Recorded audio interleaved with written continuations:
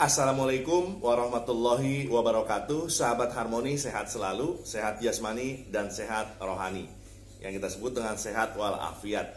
Dan kali ini adalah kita akan kembali untuk sharing tentang sesuatu hal yang semoga memberikan hikmah untuk kita semua.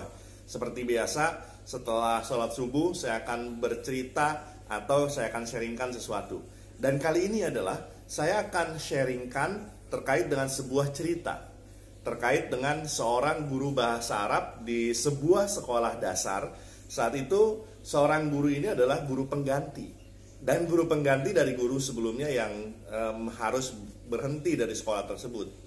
Dia harus menggantikan guru yang berhenti tersebut sampai akhir semester. Dan karena dia adalah seorang guru yang memang sangat pengalaman, akhirnya memang dia dipercaya untuk memegang kelas tersebut. Dan saat memasuki kelas tersebut, mengajarkan tentang materi-materi bahasa Arab yang disampaikan di sana. Kemudian salah satu materi bahasa Arab yang di sana adalah dia meminta seorang murid yang paling depan, duduk di paling depan di kelas tersebut, untuk mengulangi materi yang disampaikan. Atau istilahnya dia mengetes salah satu murid untuk menyampaikan apa yang disampaikan oleh guru tersebut. Kemudian ternyata seluruh kelas itu tertawa terbahak-bahak. Seluruh kelas bahkan banyak yang mencemooh anak yang disuruh untuk maju ke depan tersebut. Dan sebagai seorang guru yang pengalaman, akhirnya dia tahu pasti ada sesuatu yang menjadi bahan olok-olokan atas anak yang ditunjuk ke depan tersebut. Karena memang saat ditunjuk, anak tersebut memang akhirnya tidak percaya diri. Akhirnya anak tersebut memang tidak bisa melakukan tugas yang memang diperintahkan oleh guru tersebut.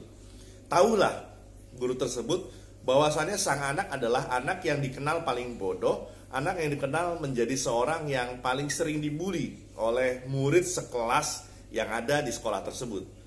Ternyata apa yang terjadi? Ya akhirnya sang guru menyadari dia harus melakukan sesuatu. Setelah sepulang sekolah di kelas tersebut, sang guru memanggil anak yang memang selalu menjadi anak cemoohan atau anak yang sering kali dibully di kelas tersebut. Anak tersebut dipanggil. Kemudian sang guru memberikan secari kertas kepada anak tersebut. Anakku, tolong hafalkan bait syair dari bahasa Arab ini. Aku ingin kau menghafalkannya, benar-benar harus hafal. Aku yakin engkau bisa menghafalkan ini dengan sebenar-benarnya hafal. Dan harus lancar. Satu lagi syaratnya adalah selain harus hafal, kamu anakku harus tidak boleh memberikan tahu kepada setiap orang, siapapun, terhadap apa yang aku berikan ini. Kamu hafalkan diam-diam secara hafal sehafal-hafalnya. Aku yakin kamu bisa menghafalkan ini. Kemudian anak tersebut melakukan amanat yang disampaikan oleh guru tersebut. Dia menghafalkan di malam hari, menghafalkan di pagi hari, terus dihafalkan dalam beberapa hari sampai benar-benar hafal. Dan tibalah guru tersebut masuk ke sekolah kembali untuk mengajar. Dan salah satu materi yang diajarkan adalah tentang syair bahasa Arab. Guru tersebut menuliskan syair bahasa Arab yang cukup panjang saat itu. Dan saat itu memang syair Arab menjadi salah satu materi dari bahan ajar di sekolah tersebut yang menjadi bagian dari bahan ajar bahasa Arab di sana. Kemudian akhirnya setelah dia menuliskan syair tersebut di papan tulis, guru tersebut menuliskan di papan tulis, kemudian seluruh murid diminta untuk menghafalkan saat itu juga. Kemudian sang murid menghafalkan semuanya, seluruh murid di kelas itu, dan kemudian setelah diberikan waktu beberapa saat, lalu kemudian papan tulis tersebut dihapus syairnya. Lalu siapakah di antara Anda semua, teman-teman semua, atau murid-murid semua yang bisa menghafalkan ini, maju ke depan? Kemudian tak ada seorang pun yang berani untuk mengangkat tangan, karena memang mereka tidak terlalu hafal, karena syair itu cukup panjang dan cukup rumit untuk sebuah bahasa Arab bagi mereka. Kemudian akhirnya ada seorang yang angkat tangan. Bisa ditebak siapa yang angkat tangan tersebut? Ya, anak kecil yang memang selalu menjadi cemoohan dari seluruh anak-anak yang ada di kelas itu. Dia angkat tangan dengan ragu-ragu. Kemudian akhirnya guru tersebut mempersilahkan anak tersebut untuk maju ke depan untuk membacakan syairnya. Dan tentu saja karena sudah berhari-hari dia hafalkan syair tersebut, lalu kemudian dia membacakannya dengan lancar. Walaupun dengan malu-malu sikapnya saat itu, tetapi dia membacakan dengan sangat lancar. Dan hal itu membuat teman-teman semua yang sering kali mengolok-oloknya kemudian terdiam, termangu seluruhnya. Dan itu terjadi bukan hanya sekali. Guru tersebut berkali-kali memberikan syair tugas yang diberikan terlebih dahulu pada anak tersebut. Dari hasil apa yang dilakukan oleh guru tersebut, akhirnya timbullah rasa keinginan untuk tampil kembali, keinginan untuk memberikan yang terbaik oleh anak tersebut, timbullah rasa percaya diri dari anak tersebut. Tanpa sadar akhirnya timbul rasa percaya diri dari anak tersebut, yang akhirnya membuat anak tersebut di akhir tahun dalam sekolah tersebut ternyata menjadi juara kelas, mencatatkan prestasi yang sangat luar biasa. Untuk setiap pelajaran yang dihadapinya, dia tahu dia harus melakukan lebih dari orang-orang yang lain. Dia tahu dia harus melakukan effort yang lebih 2 kali ketimbang anak-anak yang lain. Dan akhirnya apa yang terjadi? Setelah lulus dari sekolah tersebut, dia melanjutkan ke sekolah berikutnya, sekolah berikutnya ke jenjang lebih tinggi, dan akhirnya sampai dia meraih gelar doktor.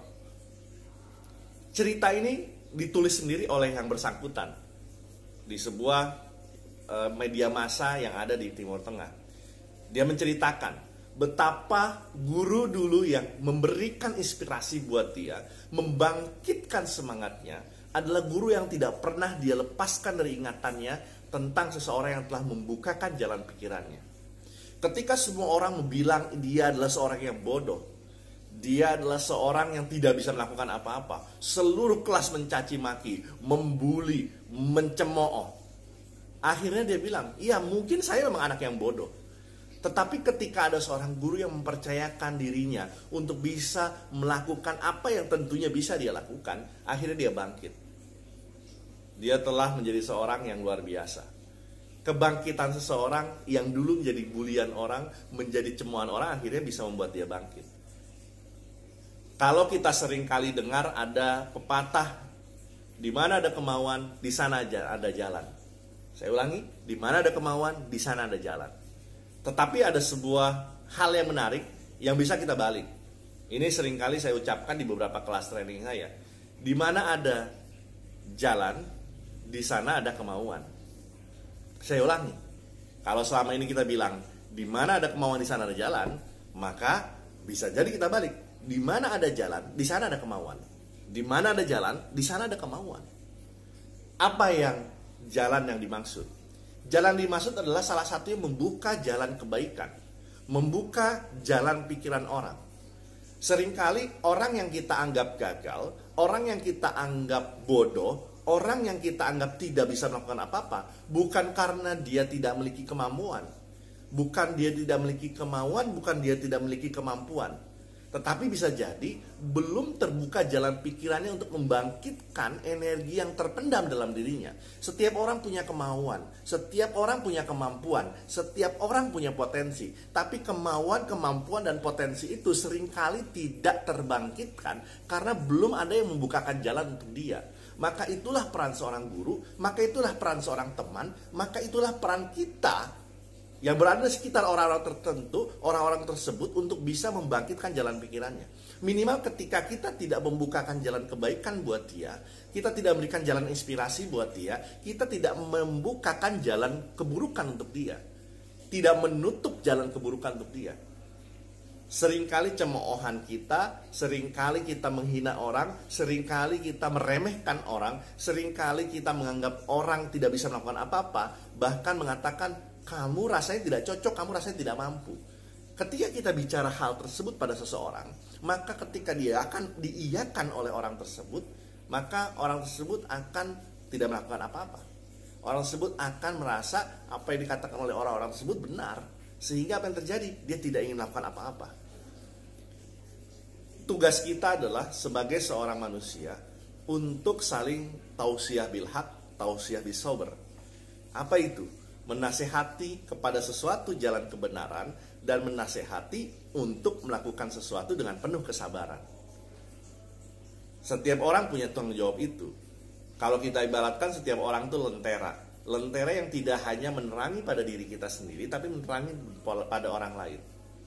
Saya seringkali mendapatkan betapa orang-orang yang kita hadapi itu seperti tidak punya kepercayaan diri, seperti tidak memiliki kemampuan apa-apa, seperti orang tidak percaya diri. Maka sesungguhnya ketika kita melihat hal tersebut, tugas kita adalah bagaimana membangkitkan rasa keinginan mereka untuk bangkit, membangkitkan rasa keinginan mereka, potensi yang terpendam dalam diri mereka untuk bisa mereka bersemangat kembali mengejar apa yang dicita-citakan.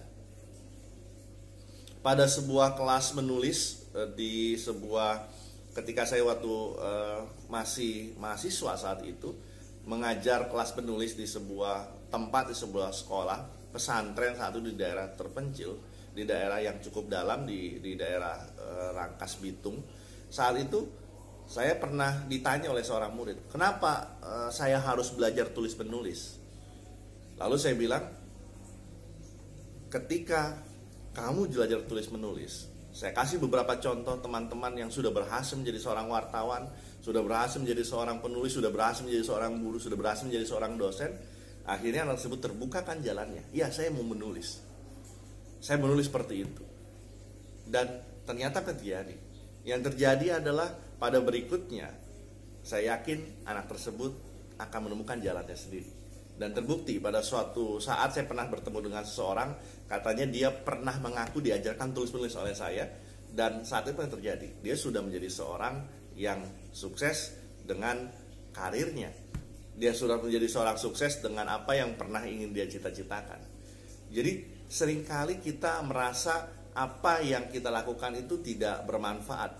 Sering kita lakukan itu adalah malah melakukan hal-hal yang kontraproduktif terhadap orang lain. Tugas kita bukan menentukan nasib seseorang. Tugas kita bukan untuk menentukan nasib dia seorang bodoh, seorang yang gagal, seorang yang tidak bisa melakukan apa-apa. Tetapi nasib seseorang adalah, tugas kita adalah bagaimana membukakan jalan pikiran, jalan keinginan, jalan kemauan dengan membukakan mindset, membukakan keinginan, dan membukakan hal-hal yang bisa diberikan kesadaran buat seseorang. Pada akhir kesadaran diberikan oleh Allah Subhanahu wa taala, Tuhan yang Maha Kuasa. Tapi tugas kita adalah membukakan jalan tersebut. Bayangkan kalau kita di setiap orang yang ada di sebuah kantor, di sebuah tempat, di sebuah daerah, tugas kita tidak mencemooh orang-orang yang kita anggap mereka yang tidak berhasil, tapi tugas kita adalah memberikan apa yang mampu kita lakukan, walaupun hanya sekedar doa.